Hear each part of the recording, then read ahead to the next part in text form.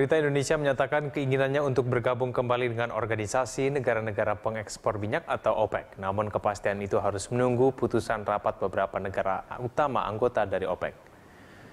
Keinginan Indonesia itu disampaikan Menteri ESDM Sudirman Said saat bertemu Sekretaris Jenderal OPEC Abdallah Salem El-Badri di Wina, Austria.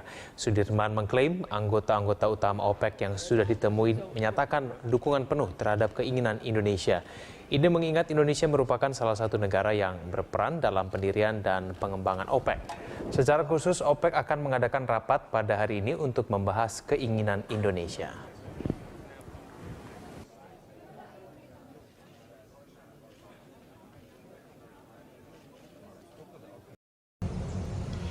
Krisis energi global dalam 2 dekade terakhir telah menjadi tantangan besar bagi negara-negara di dunia.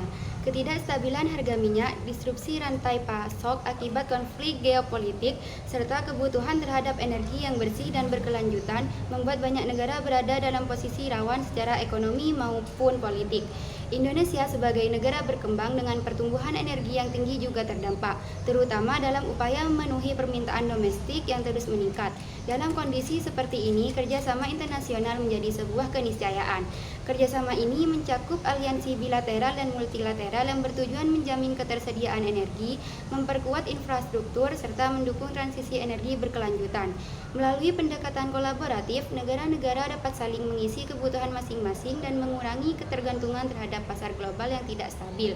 Indonesia dengan posisi strategis di Asia Tenggara dan hubungan historis dengan organisasi energi dunia seperti OPEC memiliki peluang besar untuk memainkan peran penting dalam menjaga ketahanan energi melalui diplomasi multilateral dan integrasi regional.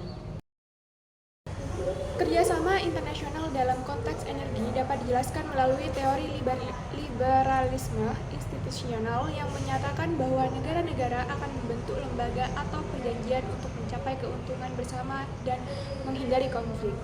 Dalam dunia energi, bentuk kerjasama ini meliputi kerjasama bilateral antara dua negara dengan kepentingan yang saling melengkapi, dan multilateral yang melibatkan organisasi seperti OPEC atau Organization of the Petroleum Exporting Countries. Yang kedua yaitu ASEAN, Center for Energy atau disingkat dengan ACE. Dan yang terakhir yaitu forum regional lainnya.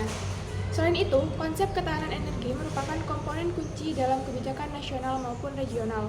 Ketahanan energi didefinisikan sebagai kemampuan suatu negara untuk memastikan ketersediaan energi secara berkelanjutan, terjangkau, dan dapat diandalkan. Ini mencakup dimensi pasokan, infrastruktur, kebijakan, dan diversifikasi sumber energi. Dalam menghadapi krisis global, negara yang memiliki jaringan kerjasama lebih adaptif dan resilient terhadap perubahan pasar maupun tekanan eksternal. Nah, di sini saya akan menjelaskan tentang analisis kasus. Dalam analisis kasus, perlu kita ketahui bahwa Indonesia berkolaborasi dengan organisasi OPEC dan negara tetangga lainnya. Indonesia telah bergabung menjadi anggota OPEC sudah sangat lama, dimulai dari tahun 1962 sampai 2016. Meskipun sekarang sudah lagi tidak menjadi anggota tetap, tetapi Indonesia tetap menjadi bagian dari OPEC melalui Partner in Dialogue.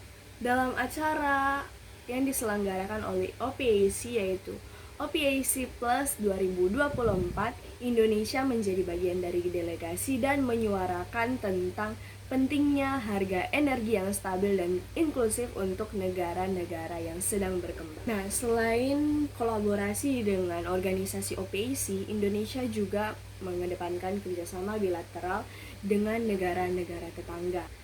Salah satu kerjasama bilateral yang dilakukan oleh Indonesia yaitu kerjasama dengan negara Malaysia, yaitu membuat konstruksi gas pipa lintas wilayah dari wilayah Kalimantan hingga ke Sabah yang tujuannya untuk menjamin pemasokan gas domestik maupun ekspor. Halo, Assalamualaikum warahmatullahi wabarakatuh. Nama saya Fadiatul Muftahar Rahmah dengan NIM 090. Jadi di sini saya akan mengutarakan opini kelompok saya dari sudut pandang kami. Kerjasama internasional merupakan langkah realistis sekaligus strategis dalam menghadapi krisis energi. Pendekatan bilateral mempermudah negosiasi teknis dan distribusi manfaat langsung, sementara forum multilateral memberikan ruang diskusi kebijakan dan berbagi praktik terbaik lintas negara. Indonesia telah menunjukkan kapasitas dalam keduanya. Pendekatan tersebut sekaligus menjadikan isu energi sebagai bagian dari diplomasi ekonomi dan lingkungan.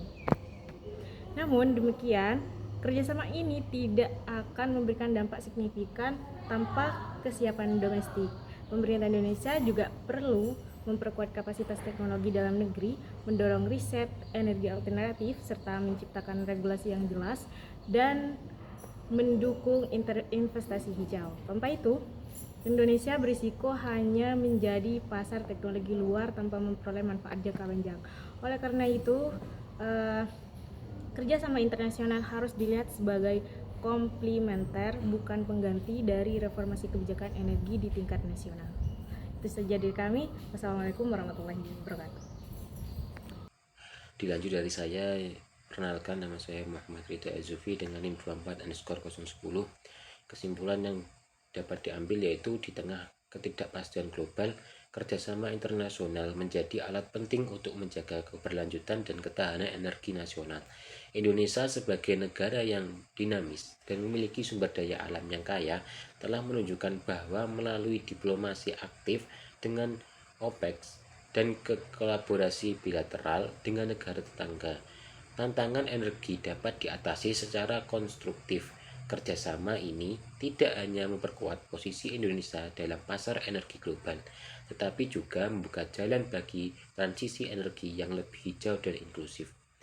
Kedepan, Indonesia perlu terus membangun kredibilitas dalam kerjasama energi regional dan global, sambil memperkuat kapasitas dalam negeri agar mampu menyerap manfaat maksimal dari kemitraan tersebut.